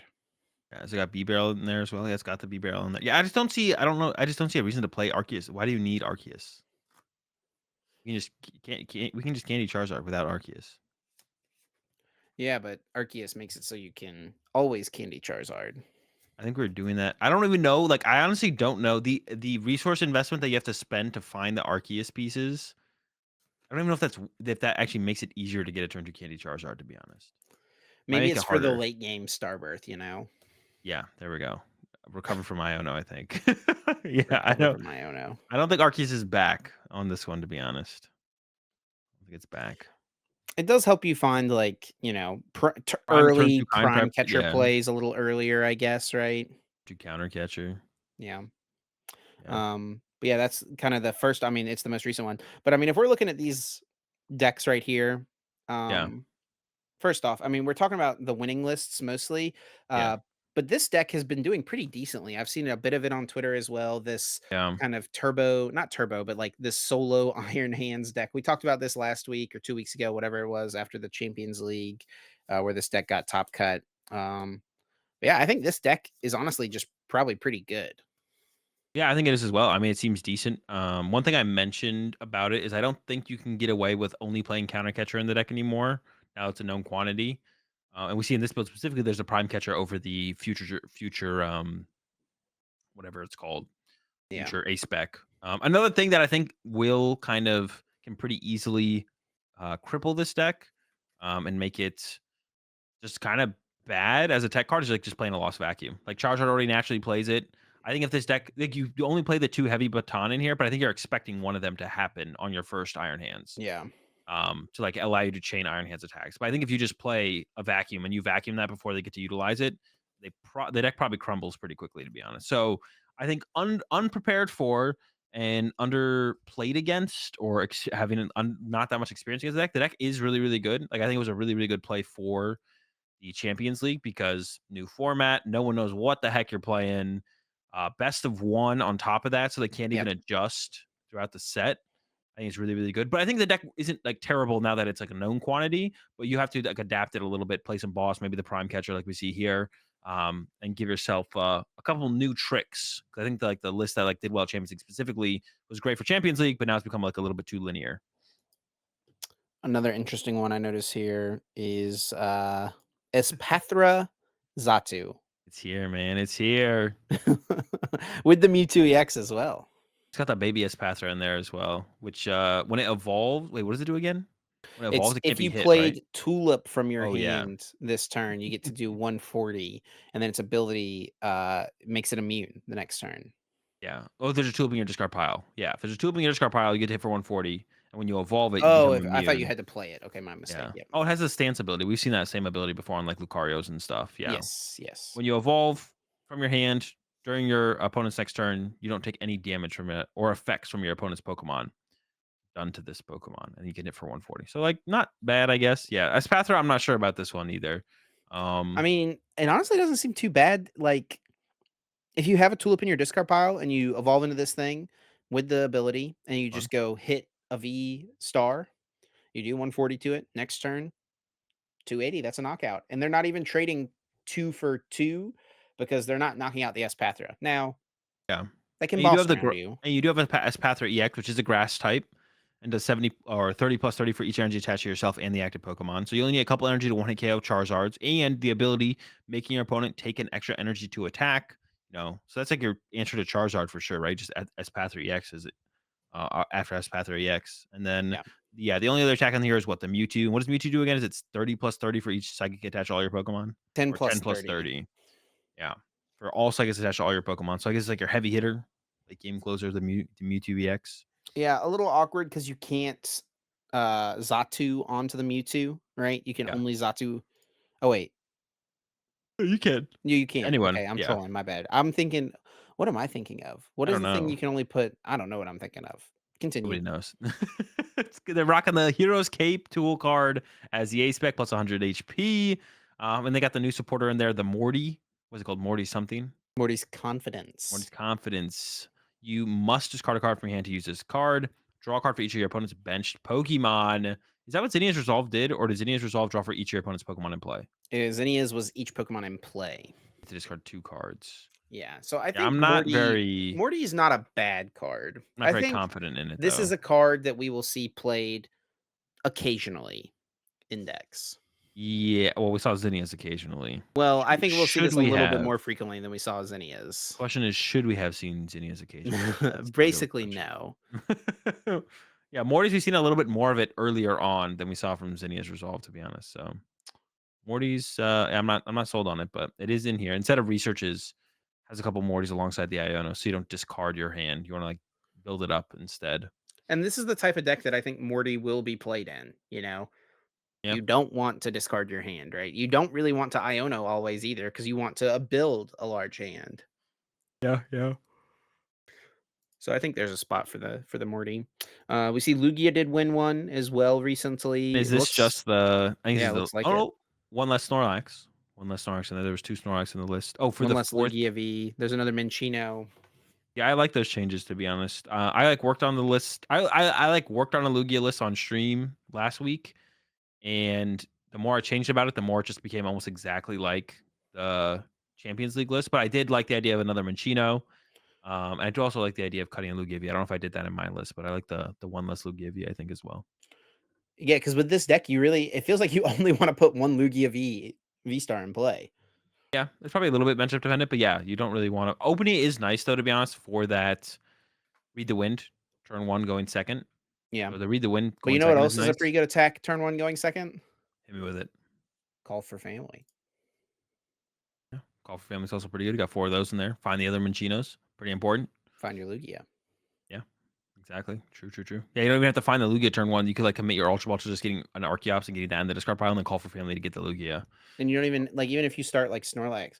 I mean, basically, like this deck has just two bad starters, really. And really it's just one. Like you don't mind starting Snorlax, you don't want to, obviously, but like it's I mean, pretty yeah, easy to starting just have Snorlax a isn't that really good bad. starter with this deck, right? Minccino or Lugia. Yeah, definitely. Yeah, and Snorlax isn't bad either. Like if you open it, especially if you go first, you can just attack with Thumping Sword turn two. You don't even need Yeah, the yeah, Archeops yet. So, yeah, for I mean, sure. Yeah, Lugia seems pretty decent. And we saw like a decent amount of dubs from Lugia coming out of the city leagues immediately after Champions League. it's cooled down a little Um, bit. yeah, I wouldn't like read too much into that. Like it's like obviously it's gonna be played more post Champions League. So it's gonna lead to more wins. It did win Champions League, but I'm like not sold on it being like Lugia being like a super, super powerful deck or anything like that. Like I don't think it's like Charizard levels of power in the format, but it still seems like it is probably a solid deck. Oh, look at this. We got a Armor Rouge Arceus deck here. This won a tournament. Armarouge finally seen an appearance. The Delphox is probably the Delphox is powerful for sure. Delphox is super strong. Yeah. Does come down to a lot to how much mana fee there is, but like being able to like make a comeback and like KO double B barrels or something like that, while combo that with Iona or something against quite a few decks in the format seems pretty good. Radiant Charizard over the Heatran. What do you think of that? I think Heatran in these like heavy magma base index is pretty dang good. Each one's just awkward. It's just like so hard to set up. Like you need to find it, get it on the bench. Also, then like consistently have a magma basin in play. We look at that list specifically. There's only three magma basin in it, so Sure. Might just be better to just get the guaranteed value let's check from out the Charizard. the. Yeah, you found it.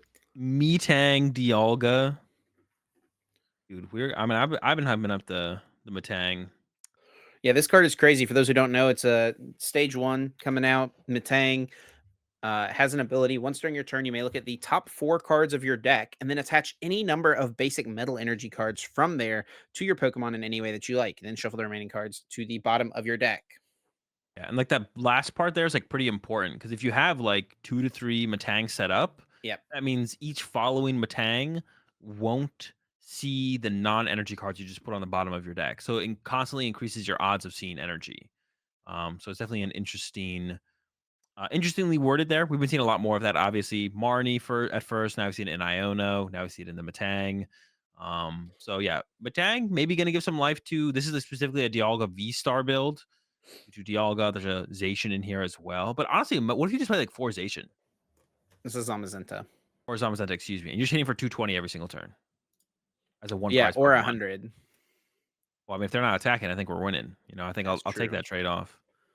Um, yeah, I don't Yeah, know. that is true. I mean, Dialga V Star is like an insanely powerful card, right? But it's just got Yeah, an incredibly steep attack cost, right? yeah, yeah. 5 energy to use that V Star power, but I mean, you get to skip your opponent's turn. Which is pretty good. So yeah, It is pretty good. I could see this being go with the Alga V Star or like the Metang just seems like a good card.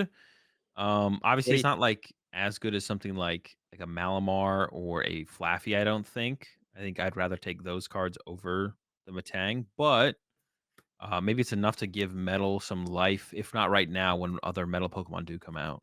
This list is also playing a 1/1 Hisuian Basculegion. This card has been a mainstay in many a meme deck. LDF has definitely made like 8 videos that has this card in it, right? Like Yeah, LDF is definitely probably familiar with the Basket Legion for sure. so upstream spirits, 20 damage for each basic energy card in your discard pile. Then shuffle those cards back into your deck. Stage one, the attack cost is 0 energy. So Yeah, 0 energy. And the basic that it evolves from is honestly a pretty good one. The Hisuian Basculin. Gather the crew, free attack again, search your deck for 2 basic Pokemon and put them onto your bench. So people little were call for family hyping action. up Basculin had a decent amount of hype behind it, to be honest, when it was coming out. The Gathering of the Crew. It is a really good attack because it costs 0, which Yeah. means on your first turn going second, you can retreat into it and then use it to search your deck out for 2 more will that ever actually see play with Buddy Poffin? I didn't even think about that. Oh, What deck has, like, the bench space to, like, lose a bench space to a Basculegion or Basculin, excuse that me? also needs to get something in play that Buddy Poffin can't get in play. Well, it would allow you to Buddy Poffin for it. It's like it allows you to get +1 Pokemon into play, right? Sure, but also but I don't think you're doing this to just get like more Charmanders in play, right? I don't know, it's +1 Pokemon. Is it worth it? Because like, you go Buddy Poffin for the Basculin, retreat into it, then it searches out 2. So you effectively get +1 Pokemon off the Buddy Poffin. But, like, Potentially. I feel like the bigger value would be if it was in a deck that played, you know, like if like Arceus Charizard was the best way to play Charizard EX, right? Because you mhm. could Buddy Poffin for Charmander plus Basculin, get into the Basculin, and then boom, you go get an Arceus plus another Charmander, something like that. Yeah, I mean, I could see okay, I see what you're saying. It works with things you can't Buddy Poffin for with maybe Exactly, a little yeah. bit better, yeah. The big thing is, of course, can you afford to lose that bench space? Which I think most decks, the answer is just no. You don't wanna lose that bench space. Yeah, probably not right now, Yeah. but it's an interesting one. Any other decks here standing out that you want to talk about? There's a Gardevoir here with the Drifloon. Yep. But now what? We call it Arvenvor or something? Garvin? Can we just call it Gardevoir, man? Now it's all about the tool cards. Arvenvor? You want to call it Arvenvor? What? Well, now I like Garvin more now that I came up with Garvin. Garvin? We got the new Garvin deck here. It is still built That really sounds heavily like a around kid in high school comebacks. that's like super into metal, you know? Sits alone at the lunch table. Garvin. Yeah, this one is super heavily playing around comebacks now, right? Because we see counter catchers. You got the tool cards. This does play the Hero's Cape to increase the HP of the Screamtail and the Drifloon, so they do more damage. Even look at the bottom there. We got some disruptive stadiums there. The Pokemon League headquarters to increase basic Pokemon's attacks by 1 colorless. And then the bigger one there is the Calamitous Wasteland. So you can try and like counter catch something up at the end of the game. Iono them low, and the Calamitous Wasteland increases the retreat cost of basic non-fighting Pokemon, both goes your opponents by colorless more, and you can just like snipe around it with Screamtail or something like that. That's Yeah, kind of cool. that is kind of Um, cool. It makes me wonder if anyone would ever play the Drift Blim. You know what that does? was it like triple psychic to like spread 8 damage counters or something? Wow, look at you, man. But yeah, that's exactly what it does. Yep. I don't know. Turn 2 Drifblim to like snipe This card doesn't Commander. seem that bad. Yeah, pretty good in Garvin. It's just worse than Screamtail, but like it gets around Manaphy, Yeah, it right? gets around. You could KO Manaphy with with it, and then Yeah, use Screamtail. there you Wait, go. actually, that's kind of good. Like that doesn't seem bad. And I don't it's know if it's like not good. really stuff's not really playing Jirachi right now.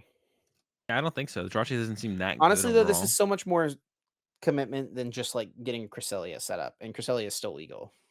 Oh yeah, true. Or we could just counter catch or KO the Manaphy. Yeah, there's a lot of better ways to do it. But this is like I don't know. This is just like a card that like this is not that bad, right? Yeah, does not seem terrible. Yeah, but Garvin, I mean, Guardy isn't like completely dead. It's got some tools, I'm just literally gonna not hang as good up as it if you used to call be. it Garvin again, dude. We're not starting that. Garvin Dude, is it's already canceled before it begun. can Go off the out, go ground. forth, uncommon energy listeners, uncommon energy listeners, and spread the word of Garvin onto the Pokemon TCG community. Oh my gosh. Was there any Well, more interesting lists that stood out? We saw the Guardy, the Dialga, I think that was it. I mean, it's a lot of the same. There's Chiampaos, the Chiampaos. Bibarels, a decent amount of control, honestly. Oh, I say Arceus Coco. Bibarels. Check out The the Arc huh? Coco at the bottom there. What? Arc Coco. Arc Coco? Yeah. Oh That's an wait, Armor what? Rouge, brother. All right, go back twice. Is that not a Tapu Koko? This? Yeah. No, that's an Armor Dude, Rouge. it looks like because it's like blurry. It's like a little pixelated on my side. It looks like a Tapu Koko. That's an Armor Rouge. All I can right. see it a little bit though. If you like squint your eyes, tilt your head, right? Yeah, I mean that's what it looks like here though. There's definitely a quality drop. But yeah, shout Um, outs to Robin for getting all these City League results posted up here on Limitless, great to review, and yeah, we'll be looking at these the next couple weeks. But let's move on here. We got a lot to talk about still. We're an hour and a half in already. Yeah, a few tournament results to look at. We still have the current format happening. There's the Utrecht special event this weekend, and then in Southeast Asia this past weekend as well. There were two regional league tournaments. There was the Indonesia Regional League Volume 2 and also the Philippines Regional League Volume 2. Both of these had a few hundred players at them, and the Philippines Regional League was won by none other than Charizard. Yeah. And I looked at both of them really quickly at a glance right here, and Charizard and Giratina like are everywhere. They're all over the place. But yeah, I mean Charizard. We haven't seen Charizard get like a dub in a little while. It's been the most popular deck in the format. I think it was by far the most popular league at the Champions League tournament most recently. I don't know. It's probably one of the most popular decks here in the Philippines. And yeah, got the dub. Looking at the list here, nothing too crazy from the Philippines list, the winning list. But yeah, then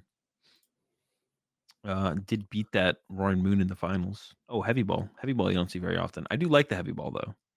Heavy Ball's interesting. There's also a Nest Ball in here. Still one less Ultra Ball than normal.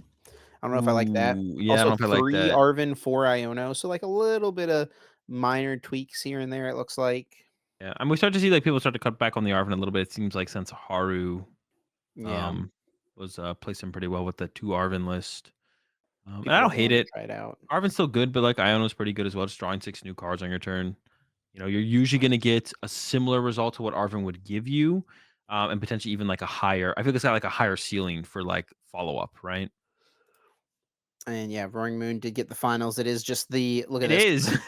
the Ross list. Let's Holy cow, go. man. It lives on for another tournament weekend. Hey, maybe if this Roaring Moon had catchers, they coulda beat Charizard in the finals, you know? Maybe it might be the difference maker there.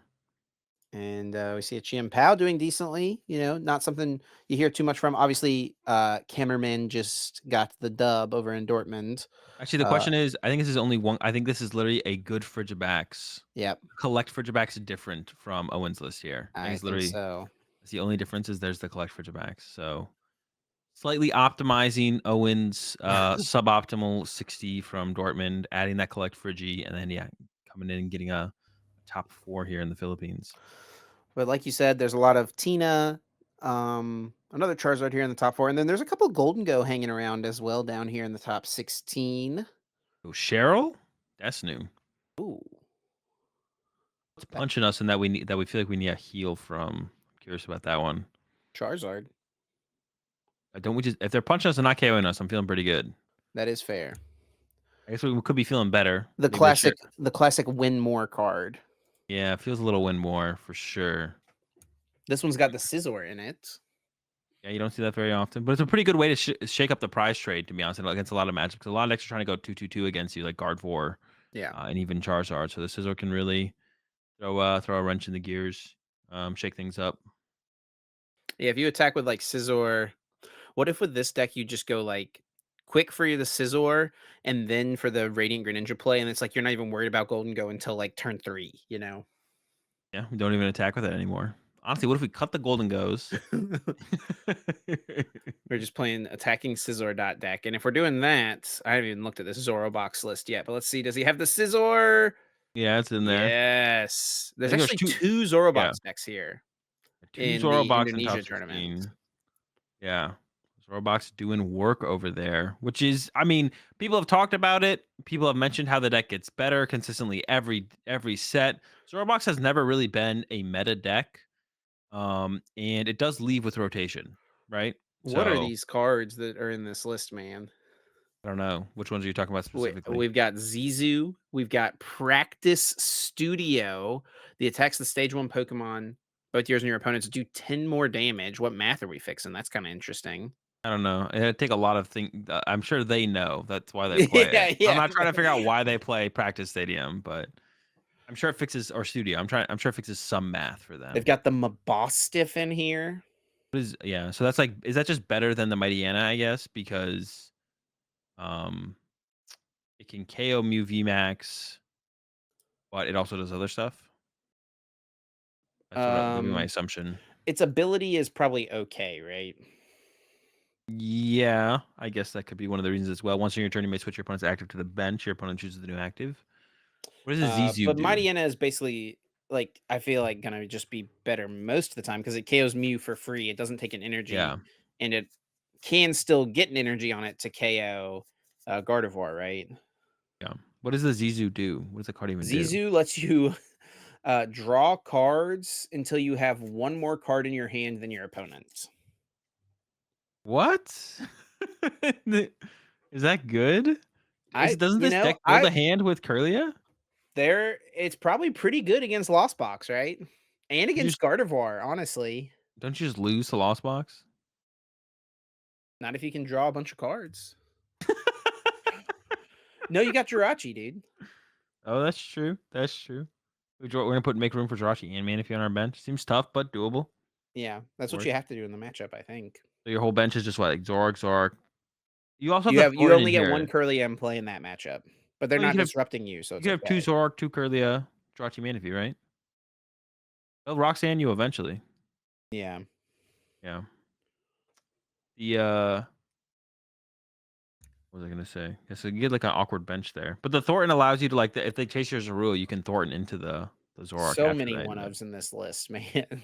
Yeah, prize What card. Oh, one? all the supporters are one ofs. Literally, all the supporters are one ofs too. And then, No, there's three I don't know. oh, okay. I didn't see the. I literally did not see the Iono. I just stopped at research. Finding all the one. 24 one of cards, Let's man. go. Almost half the deck. Almost. What does the other We list gotta look find like? 6 good cards to cut to make room for other stuff. This one, I mean, it's so crazy too because like the Zorobox decks do differ a decent bit, right? Like there's the Here's the Scizor in this Mightyena. one, the Jolteon, the Flareon. Was the Scissor on the other one? Did I miss it? I don't think it I think the was. Scissor, I because might that feels like a be. really the Yeah, no Scissor Scizor. feels like a really big part of the deck because it allows you to like progress the board state a little bit more aggressively. I guess there is like the Cleavor in this build, which lets you do the same thing. Like you just need something to attack with to like force your opponent to play the game. Yeah, they can attack with the Aerodactyl for 2 pretty easily, right? Yeah, that's true as well. 100 damage. If your opponent's active is evolved, you de-evolve it. Because I played against a Zorobox at Charlotte, and I was like, let's see what kind of build they're playing. And I just sat there and set up 2 Iron Hands, and then took 2 prize cards. And they KO'd Iron Hands, and then I went super odd the Iron Hands back into the deck, put it back into play, and then I Yep. had 3 Iron Hands in a row, and the game was over. So Yep. you gotta have some way to be like a little bit aggressive for sure. You can't Yeah. just do nothing. That is one thing about Zorobox is like it is allergic to Passing. uh any like it's allergic to I'm not it's allergic to any BS or something like that, you know? Like any little like annoying off thing your opponent can do, right? Like not attacking or passing, bossing, and then passing, like basically just passing. This deck's allergic to passing. Yeah, it would prefer it if your opponent did something every single turn, to be honest.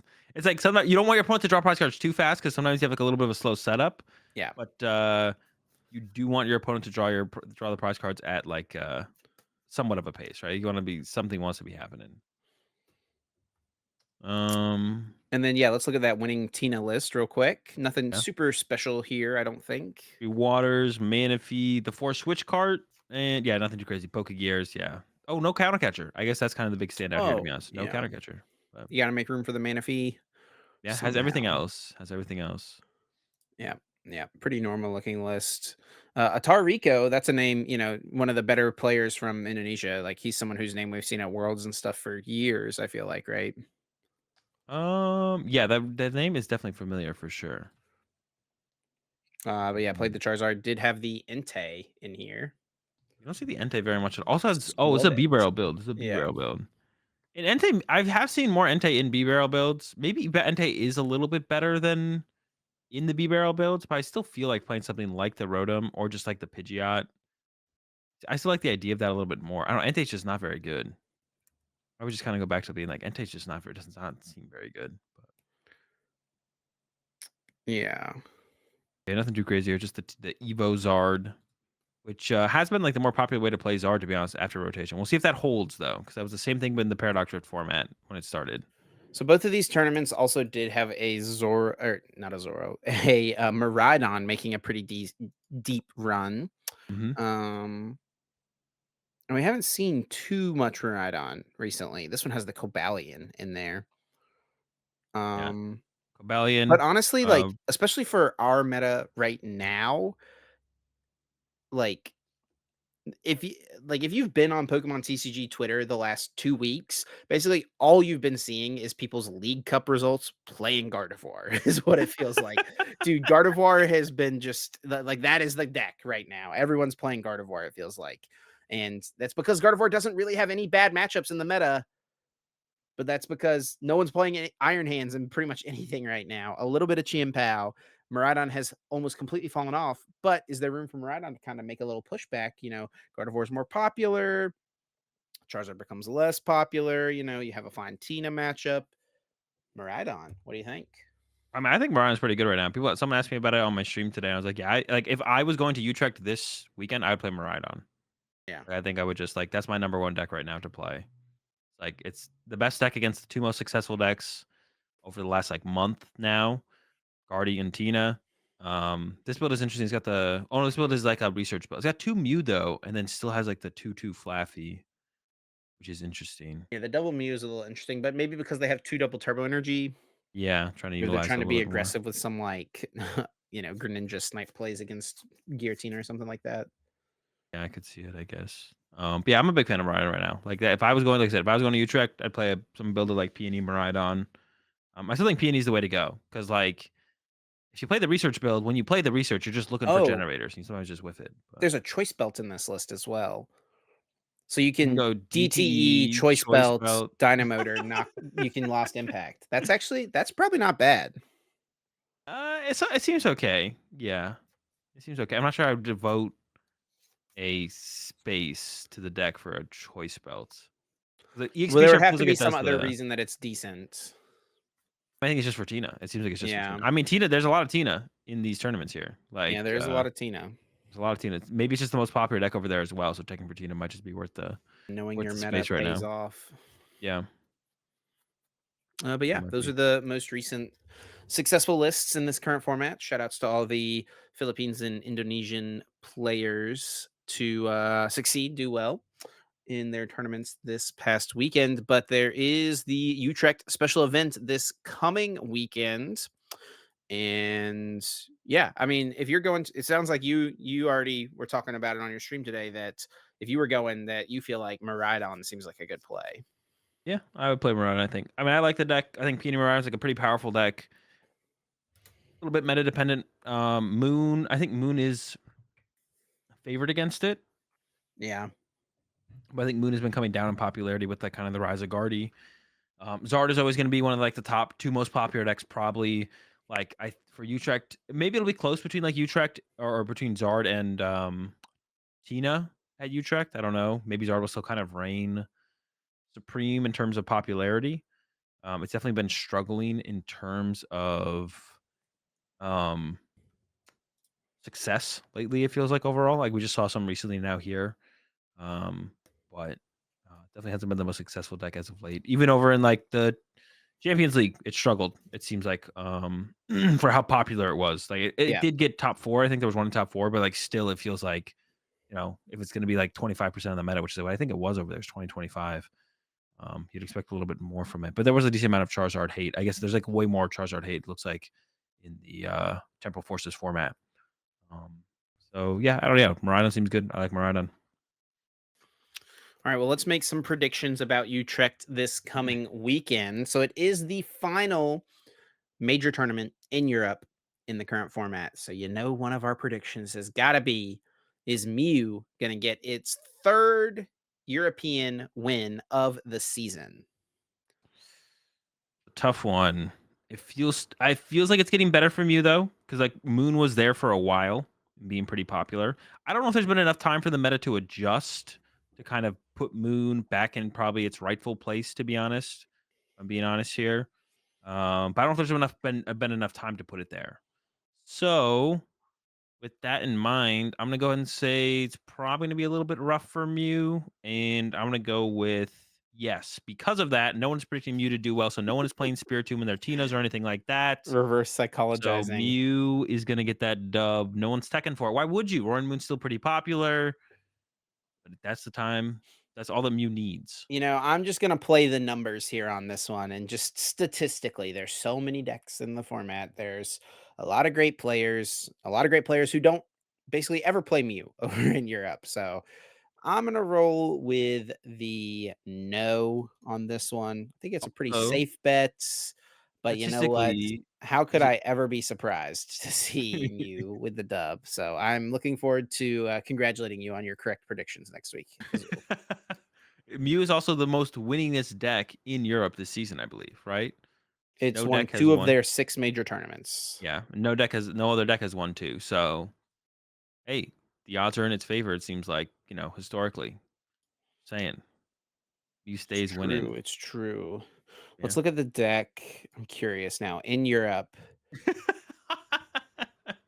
are you this looking for? season, All right. highest earning deck. It's Mew, It's dude. Mew. Let's Highest go. earning deck in Europe I is mean, it did get Mew. 2 wins, but still, that is actually is kind of a little bit of a surprise that it is like the highest earning deck. If you go to points, it's down to 5th. Ooh, but not by a lot. Only by 30 points. Top 30. 8 finishes, 2nd. It is tied there with Zard at second. Lost box with 10. That's a lot. In tournament wins, it's 2nd place. Now I'm kinda curious real quick.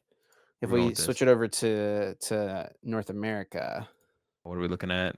what do you have a prediction here for highest earning deck in North America this season? Tina?